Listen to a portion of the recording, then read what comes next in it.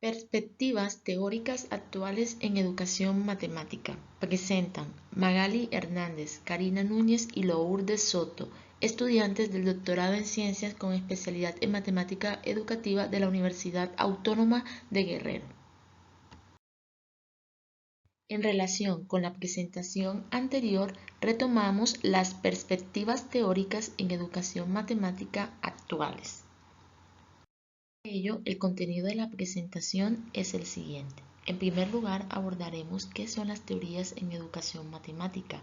Posteriormente, las diversas perspectivas teóricas como las situaciones didácticas, antropológica de la didáctica, objetivación, socioepistemología, educación matemática realista, las representaciones semióticas, teoría APOE, educación matemática crítica, teoría ontosemiótica, algunas reflexiones finales y por último las referencias bibliográficas.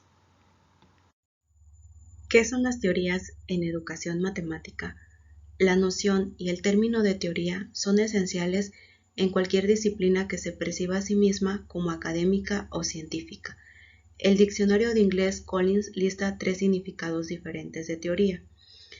El primero como conjunto de ideas para explicar algo, también como una opinión propia acerca de algo que crees que es verdad, así como también un conjunto de reglas y principios. En primer lugar, no hay como tal una teoría de la educación matemática bien establecida y unificada, que es apoyada por la mayoría de los investigadores en educación matemática. La mayoría de las teorías empleadas en investigación de educación matemática provienen de disciplinas ajenas a la misma. La mayor parte de las teorías que desempeñan un papel en educación matemática son principalmente conceptuales, que se basan en la propuesta y la introducción de nociones, conceptos y distinciones de carácter general. Una de las teorías que se han desarrollado en educación matemática lo constituye la teoría de las situaciones didácticas, producto de la escuela francesa encabezada por Rousseau. La denominada Escuela Francesa de Didáctica de la Matemática nació en los años 70 ante la preocupación de un grupo de investigadores por descubrir e interpretar los fenómenos y los procesos ligados a la transmisión del conocimiento matemático.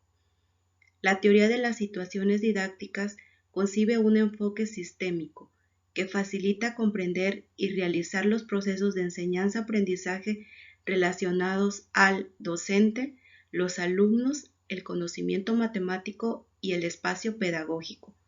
Rousseau define situación didáctica como el conjunto de relaciones establecidas de manera implícita o explícita entre un grupo de alumnos, un entorno o medio y un sistema educativo, con la finalidad que estos alumnos se apropien de un saber constituido o en vías de constitución.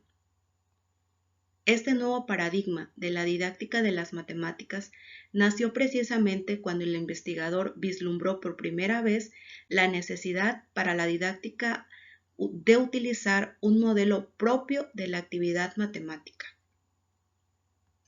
La teoría de las situaciones didácticas esencialmente consiste que el estudiante aprende matemáticas mediante la conducción de actividades diseñadas en un medio en el que se propone resolver una situación problemática, para la que de inicio se tiene una estrategia base de solución que generalmente falla y de preferencia se pretende que el mismo medio comunique al estudiante que es necesario cambiarla, lo que genera en él que surja una nueva estrategia que lo adapta al medio. Un ejemplo de situación didáctica lo constituye un problema propuesto por Rousseau para el estudio de la proporcionalidad, el cual consistió en hacer equipos de 6 estudiantes, entregarles un rompecabezas con 6 piezas.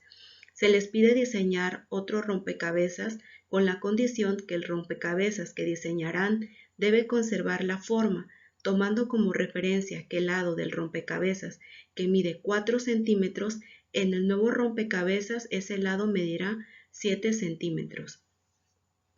Una estrategia frecuente entre los estudiantes a los que se les aplicó esta situación consiste en aumentar 3 centímetros a cada lado, pero al momento de tratar de armar el nuevo rompecabezas y ver que no encajan las piezas, se produce un desequilibrio, llegando a la conclusión de que deben de cambiar de estrategia.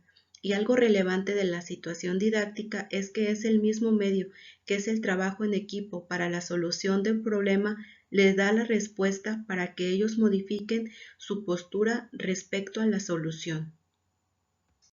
Teoría antropológica de la didáctica. Su creador, Chevalar, quien considera que es un marco de investigación cuya primera formulación apareció en la década de 1980, con la noción de transposición didáctica y los análisis en términos de la ecología del conocimiento. Su objetivo es dilucidar la relación de las sociedades humanas con lo didáctico, es decir, con los posibles factores de aprendizaje. Al adoptar un punto de vista antropológico, pretende enlazar la didáctica donde sea que se muestre a nuestro alrededor, prestando especial atención a las construcciones institucionales del conocimiento y las condiciones establecidas para difundirlo. La teoría antropológica de la didáctica ha desarrollado una organización conceptual precisa para abordar todas estas condiciones y construcciones desde una perspectiva, sin asumir la visión proporcionada por las instituciones sobre en qué consiste el aprendizaje, la enseñanza y la difusión del conocimiento. La teoría antropológica de la didáctica va más allá de los factores puramente cognitivos para modelar el conocimiento matemático y la práctica en términos de tarea. Permite conocer cómo las condiciones y limitaciones dentro y fuera de una institución universitaria contribuyen a determinar la experiencia y el resultado que los estudiantes obtienen de sus cursos de matemáticas. Así también ofrece a los investigadores una lente más amplia para estudiar la educación universitaria en matemáticas con sus contextos institucionales. Por último, las teorías socioculturales buscan explicar cómo el pensamiento, la creación de significado, el razonamiento y la identidad son productos de interacciones sociales y actividad social. Las teorías socioculturales lo hacen al resaltar cómo los procesos cognitivos son inseparables de las normas y prácticas, tanto en el aula como a nivel institucional. Un ejemplo de obstáculo epistemológico lo constituye el caso en el que a un grupo de estudiantes se les encomienda realizar prácticas de medición y suma de ángulos internos en diferentes triángulos y quedan tan convencidos de que la suma de los ángulos internos es de 180 grados que cuando se les pide la demostración ya no están dispuestos a realizarla, dado que ellos consideran que es innecesario. De acuerdo al ejemplo anterior, se puede concluir que la existencia de obstáculos epistemológicos se presenta entonces no por no saber algo de antemano, sino por saberlo y haberlo concebido de cierta forma. Teoría de la objetivación. Su creador, Louis Radford. Los antecedentes de la teoría de la objetivación se encuentran en un movimiento que se inició dentro de la educación matemática en los años de 1990, en particular en trabajos que fueron presentados en las conferencias anuales de grupos de psicología de la educación matemática. Estos trabajos aparecieron como una respuesta a la necesidad de ofrecer nuevas posibilidades para pensar de manera diferente el aprendizaje de las matemáticas de aquellas aproximaciones individuales que dominaban la educación matemática de ese tiempo. En términos etimológicos, objetivación viene de objeto, algo que me objeta, que con su presencia me pone resistencia. La objetivación es el proceso social y simbólicamente mediado de toma de conciencia y discernimiento crítico de formas de expresión, acción y reflexión, constituidas históricamente y culturalmente. Lo que hay que tomar en cuenta en esta definición que conciencia no se refiere como una entidad metafísica, sino más bien se ve desde un punto de vista dialéctico y materialista. La teoría de la objetivación plantea el objetivo de la educación matemática como un esfuerzo político, social, histórico y cultural, cuyo fin es la creación de individuos éticos y reflexivos que se posicionan de manera crítica en prácticas matemáticas constituidos histórica y culturalmente, por lo que la educación en general y la enseñanza y aprendizaje en particular no tratan entonces de saberes únicamente. Con relación a lo anterior, consiste también en la comprensión y la producción de saberes y subjetividades en el aula, así como la identificación de formas pedagógicas de acción que conlleven a una enseñanza y aprendizaje significativos. La educación en general y la enseñanza y aprendizaje, de acuerdo a esta teoría, entonces se trata de saberes y de seres. Se reconoce a Ricardo Cantoral como el creador de la socioepistemología, la cual nace en la Escuela Mexicana de Matemática Educativa a finales de 1980, con la intención de lograr un aprendizaje significativo para la mayoría de los estudiantes en el aula.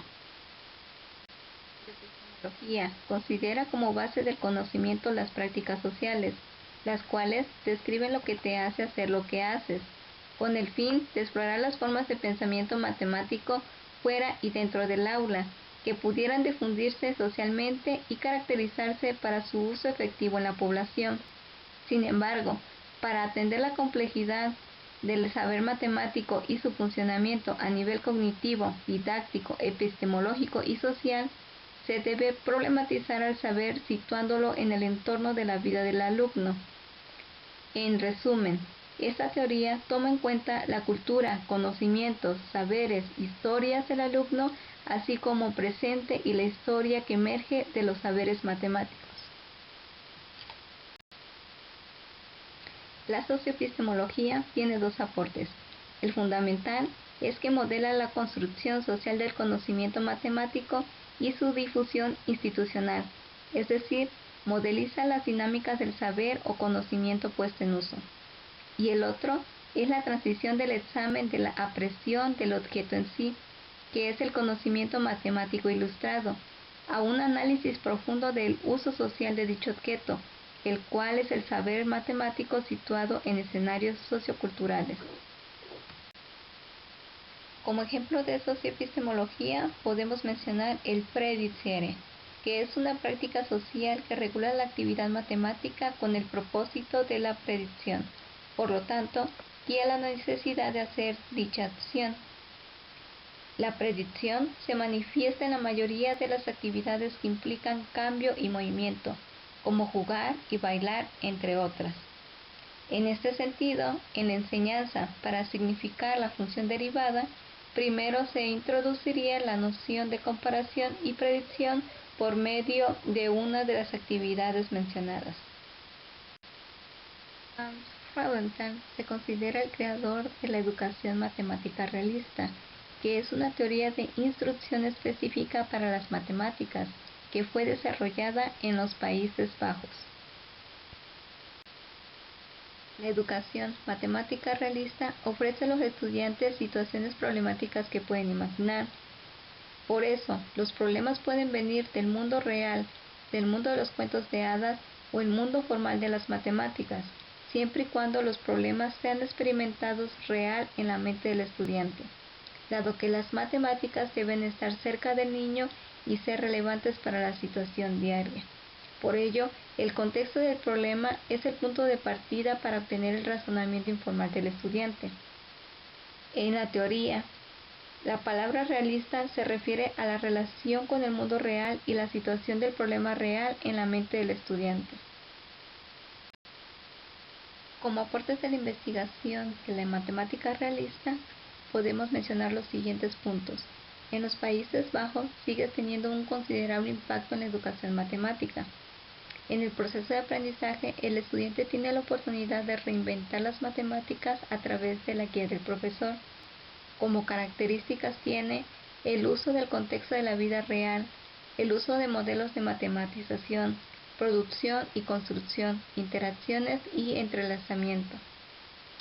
Dichos modelos dirigen eventualmente al ascenso de los niveles de pensamiento abstracto que caracteriza la educación en general y a la educación matemática en particular.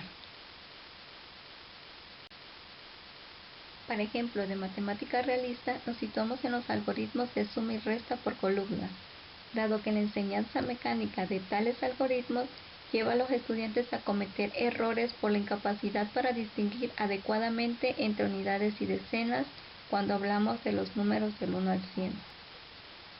Una forma de abordar esta problemática es usando el contexto de los pasajeros que suben a un autobús o bajan de él, ya que lleva naturalmente a las operaciones de suma y resta.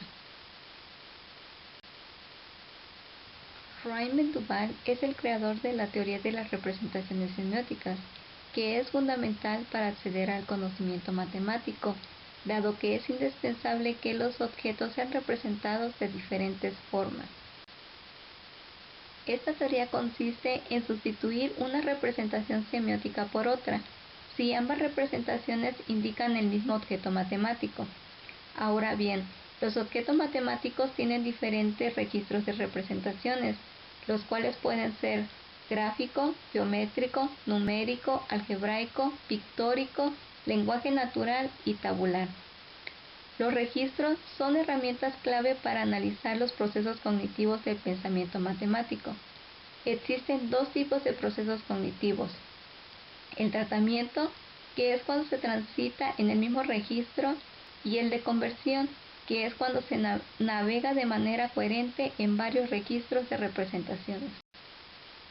La teoría de representaciones semióticas tiene dos aportes. El primero es que la conversión y el tratamiento son dos aspectos de la actividad matemática que se observan objetivamente, porque los procesos cognitivos propios del pensamiento matemático son de sustitución y no de asociación. Y el otro es que los registros proporcionan factores cognitivos críticos para hacer que todos los estudiantes tomen conciencia de la forma específica de pensar y trabajar en matemáticas. Esto es, lograr una coordinación sinérgica de los registros. Para ilustrar un ejemplo de la teoría de representaciones semióticas, nos referimos al objeto circunferencia para ilustrar los siguientes registros de representación. Primeramente tenemos el icónico, que abarca dibujos, esquemas o bosquejos. El gráfico, que incluye la representación cartesiana. El algebraico, que engloba las generalizaciones particulares del objeto. El tabular, que es un conjunto de filas y columnas. El geométrico, que facilita la comprensión y el establecimiento de conexiones entre diferentes objetos. El numérico, que incluye operaciones aritméticas. Y el lenguaje natural, que es donde se introducen descripciones del objeto. Teoría Apoe. Esta teoría es el resultado de la interpretación de la teoría piagetiana y sus ideas relativas a la abstracción reflexiva. Sus ideas fundamentales se introdujeron por primera vez a principios de la década de los 80 y desde entonces investigadores, desarrolladores de planes de estudio y maestros han llevado a cabo un amplio desarrollo y aplicación en muchos países del mundo. La teoría Poe es principalmente un modelo para describir cómo se pueden aprender los conceptos matemáticos. Es un marco utilizado para explicar cómo los individuos construyen mentalmente su comprensión de los conceptos.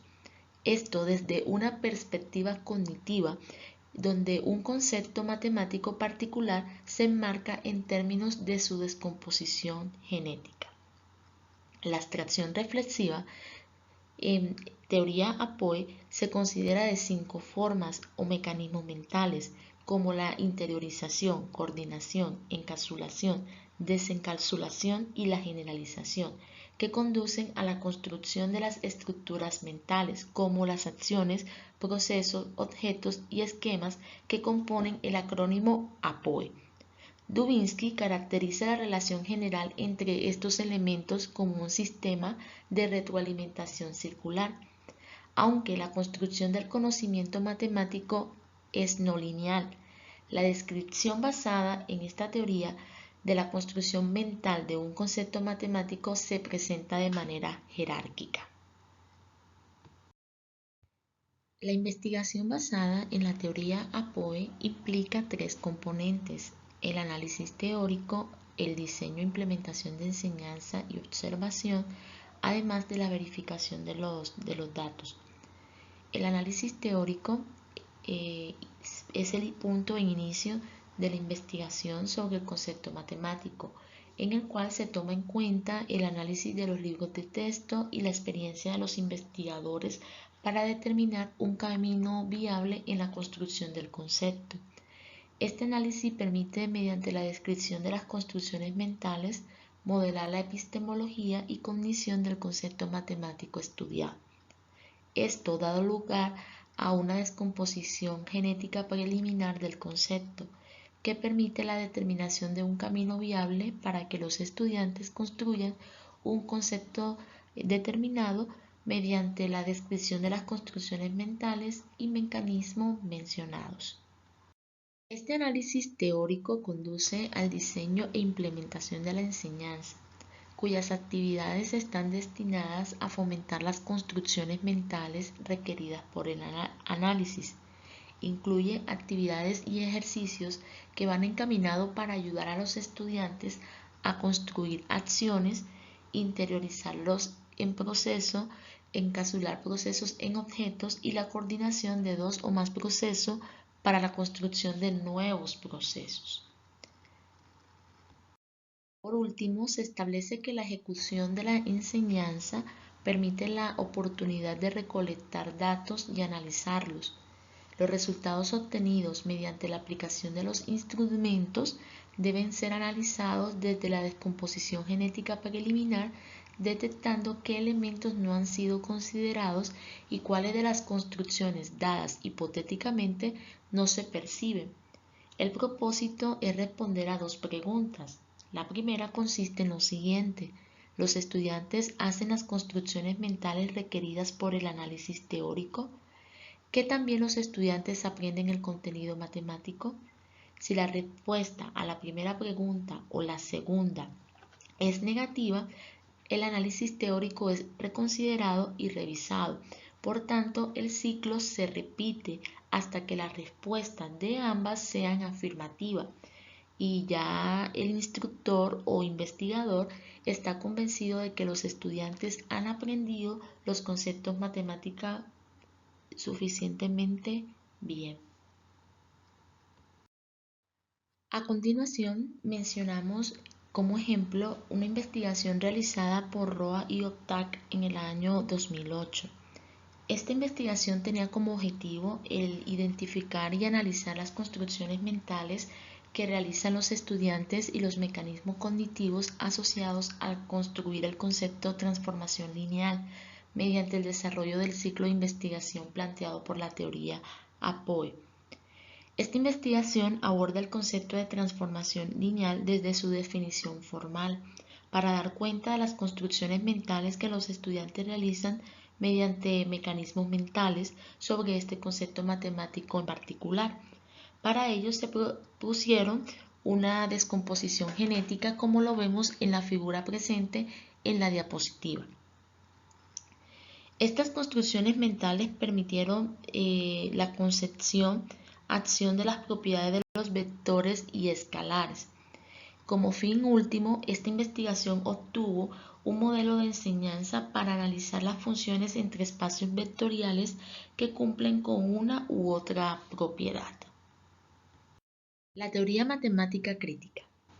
Esta teoría fue introducida en los años 80 por Ole Schomburgk. Es una perspectiva que privilegia la conceptualización del aprendizaje y enseñanza de las matemáticas y la investigación misma sobre estas como prácticas sociopolíticas. Ella gira en torno a unas preocupaciones por entender la constitución social y política de las prácticas de las matemáticas escolares. Históricamente, la teoría de matemática crítica surge a partir de la creación de la teoría crítica, la cual tiene sus inicios en la Escuela de Frankfurt, sitio de gran importancia intelectual. Uno de los objetivos de esta teoría está relacionado con la democratización de la educación, la formación del estudiante no solo en espacios matemáticos formales o cognitivos, sino también como un ciudadano propositivo, crítico, reflexivo y transformador de la realidad.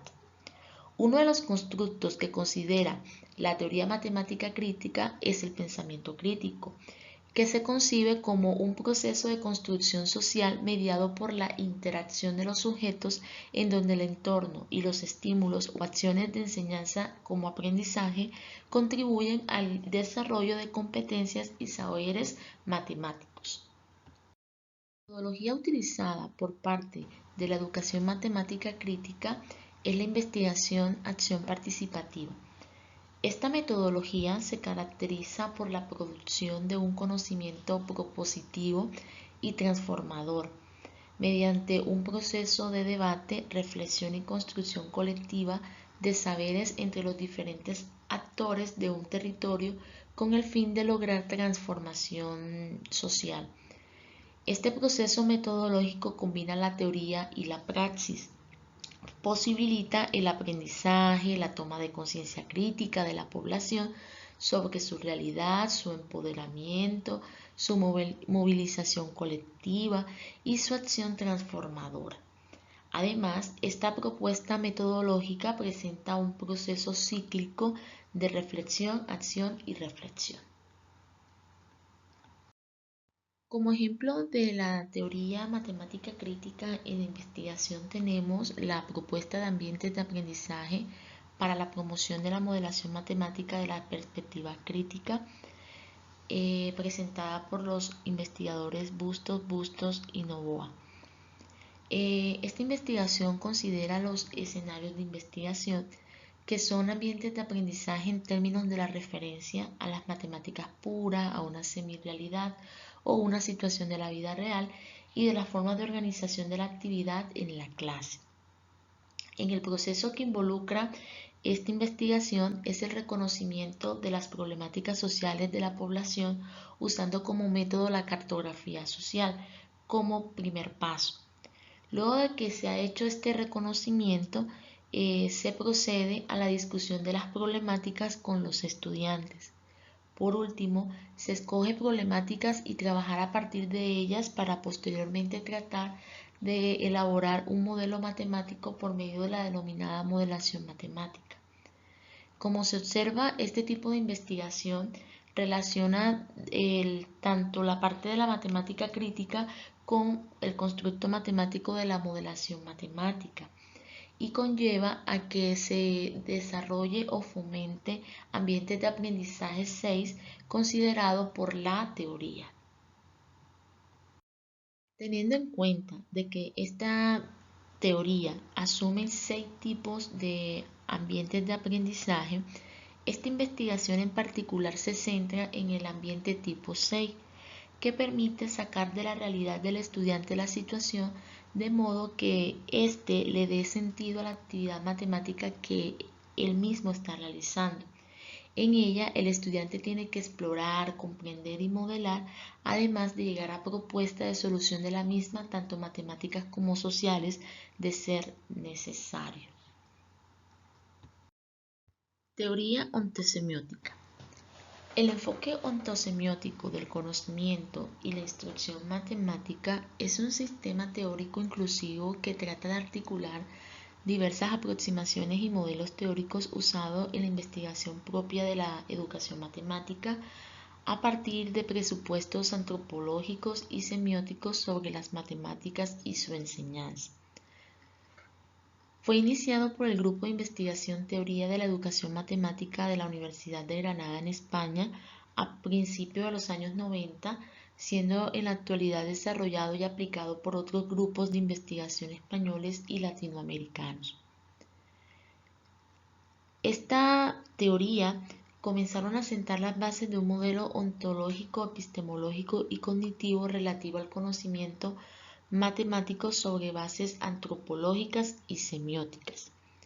Se considera de que los pioneros fueron Godino y Batanero, con un estilo que recuerda a los trabajos de fundamentación axiomática de las matemáticas. Estos autores comenzaron definiendo las nociones primitivas de la práctica matemática institución, prácticas institucionales y personales, objeto institucional y personal, significado de un objeto institucional y personal, conocimiento y comprensión de dicho objeto. Dentro de este enfoque hay 5 componentes que son herramientas teóricas, quienes son las principales de esta teoría, como lo son los sistemas de prácticas de 2 tipos, como las operativas y discursivas, la configuración ontosemióticas, que consiste en la configuración de objetos y procesos matemáticos emergentes e intervenientes en las prácticas matemáticas. Otra de los componentes es la configuración didáctica, dimensión normativa y por último la idoneidad didáctica. El esquema que se presenta a continuación es la síntesis gráfica del enfoque ontosemiótico, que comprende diferentes modelos teóricos que compaginan entre sí, como fue mencionado anteriormente. En la parte inferior se observan posturas como la de Peirce, Vygotsky, entre otros, como raíces lejanas que conforman este modelo, y entre las que tenemos como fuentes próximas, como la teoría de situaciones didácticas, la antropológica de lo didáctico, entre otros, como se observa en la síntesis gráfica. Estas sirven como base para caracterizar la relación dialéctica, personal e institucional propia de este enfoque. Esta síntesis también permite explicar términos operativos de los significados en respuesta al problema epistemológico y cognitivo a estudiar.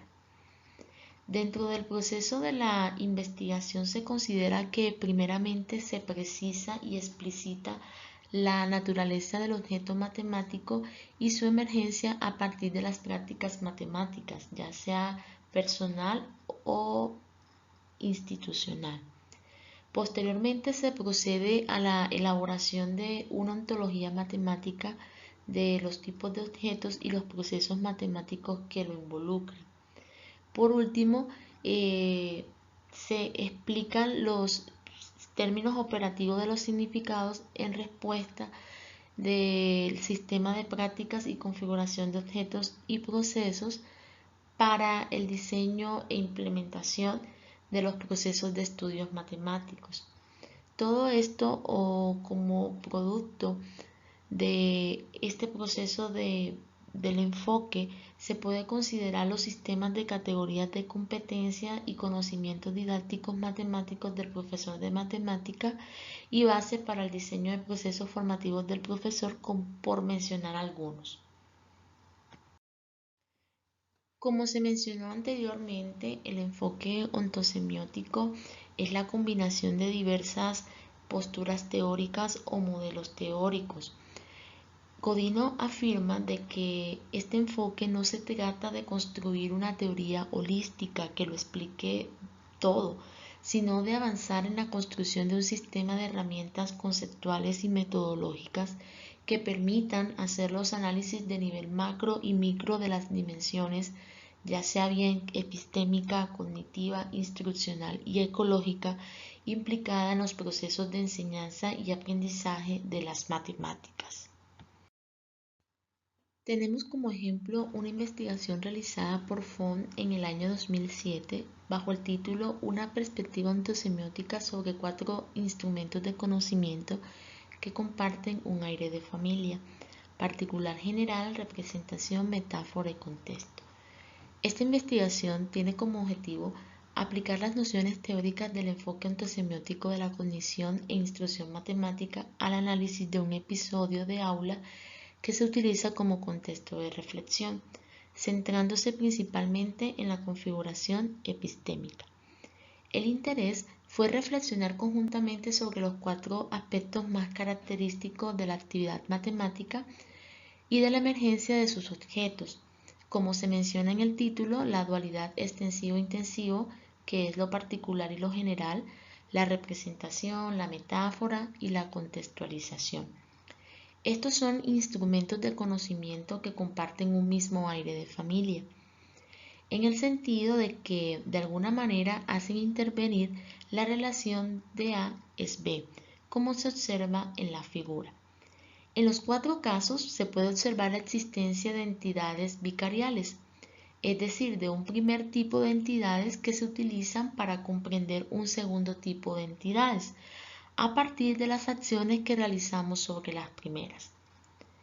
De acuerdo al proceso de investigación, en la parte metodológica se consideró un cuestionario que sitúa el objeto derivada de la función f de x igual a Euler por x en un determinado contexto, entendido como entorno en el que, por ejemplo, no es necesaria la definición de función derivada como límites de la tasa de variación media. Se establece de que hay una relación entre estos procesos que se mencionaron anteriormente en esta situación en particular.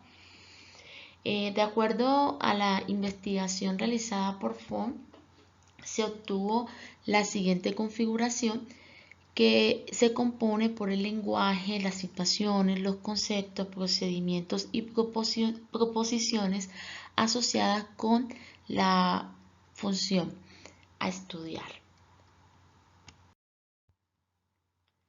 Se considera de que las herramientas teóricas propias del enfoque ontosemiótico del conocimiento y la instrucción matemática permiten afrontar la complejidad que presenta la investigación sobre esta familia de instrumentos de conocimiento propios de la derivada.